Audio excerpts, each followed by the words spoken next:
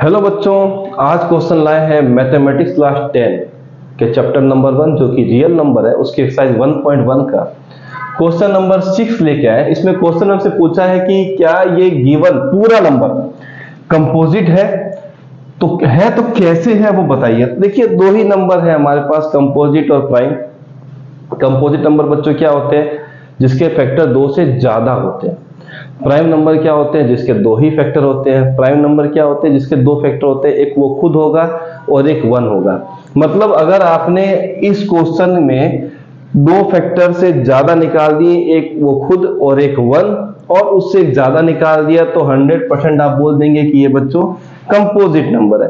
तो चलिए पहला ही क्वेश्चन लेते हैं। तो लिखा है 7 × 11 × 13 + 13। तो यहां भी 13, यहां भी 13, कॉमन ले लेते हैं 13, ये लीजिए। तो यहां आएगा 7 × 11, यहां पर बच्चों 1। जीरो मत लिख दीजिएगा, 13 में से 13 बाहर आ गया, जीरो माइनस नहीं कर रहे हैं, ये इसमें से फैक्टर बाहर लिया जा रहा है।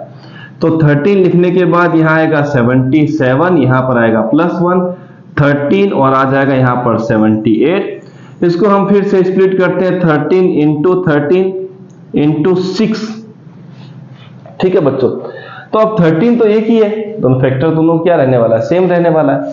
तो क्या हमें यहां पर जो हमें 6 मिला है, क्या मैं इसको और स्प्लिट कर सकता हूं? 13 × 13 × 2 × 3। तो क्या हमें इस पर्टिकुलर नंबर के 2 से ज्यादा फैक्टर मिल रहे हैं? 101%। एक 2 है, एक 3 है, एक 13 है और एक 1 तो होना ही होना है। मतलब इसमें आपको जो फैक्टर मिले हैं वो मोर देन 2 मिले हैं। हम यहां लिख देते हैं, here we have more than 2 factor, more than two factors। so ये जो नंबर लिखा है 7 × 11 × 13 + 13 is a composite number। तो ये तो चलो हमने एक्सप्लेन कर दिया।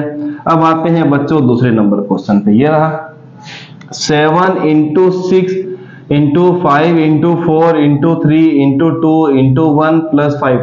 बड़ा नंबर है, डरने की जरूरत नहीं है क्योंकि हमें दोनों जगह पे 5 मिल चुका है। तो 5 को कॉमन लेते हैं। यहाँ आएगा 7 × 6 × 4 × 3 × 2 × 1 प्लस का 1, क्योंकि 5 में से 5 कॉमन लेते हैं तो फैक्टर 1 बच जाता है। यहाँ लिखेंगे 5 और फटाफट इसको मल्टीप्लाई, 2 × 3 = 6, 6 × 4 = 24, 24 को हम कर देते हैं 42 से मल्टीप्लाई, 42 24, तो यहाँ आएगा 8, यहाँ आएगा 16, यहाँ पर आ जाएगा बच्चों 84, तो यहाँ आएगा 8, यहाँ पर 0, यहाँ पर 1008, 1008। तो हम यहाँ लिखते हैं 5 × 1008।